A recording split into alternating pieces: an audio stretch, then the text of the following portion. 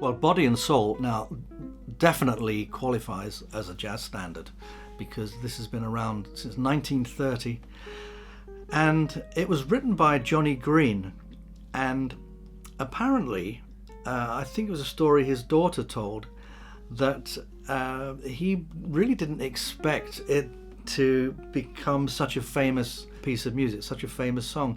He wrote it in 1930 for Gertrude Lawrence, and then in the same year it was recorded by Louis Armstrong, the great Louis Armstrong, and he was the first jazz musician to actually record it.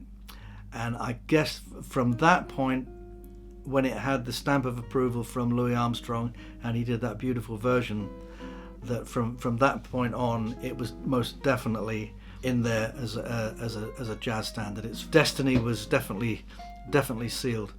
Now, how I got to play this was my father, who was a jazz musician. He was a double bass player. My father loved this tune, and he loved Ella Fitzgerald's version of it. That was his favourite. Ella Fitzgerald's wonderful version of Body and Soul.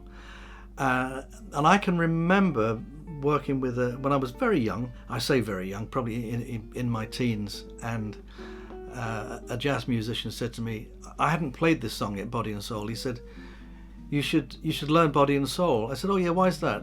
He said, because it's in D flat. He said, you guitar players, you can't play in D flat.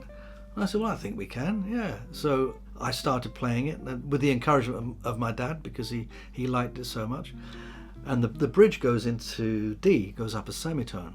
But it's just, I don't know what the magic is of this song, but there is definitely something that I can't quite put my finger on it, why it's such a beautiful song. The lyrics are beautiful too, but it just has a little bit of magic about it that I think even Johnny Green didn't realize he'd created something that was this magical.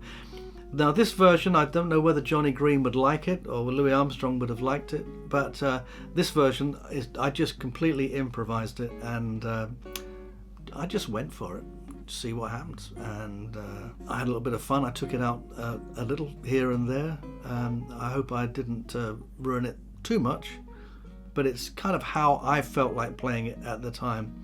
I often say to people that say to me that they don't particularly like jazz, and that they say, why do jazz musicians just mess around with the music all the time? Why don't they just play the melody? Well, I think of it like this.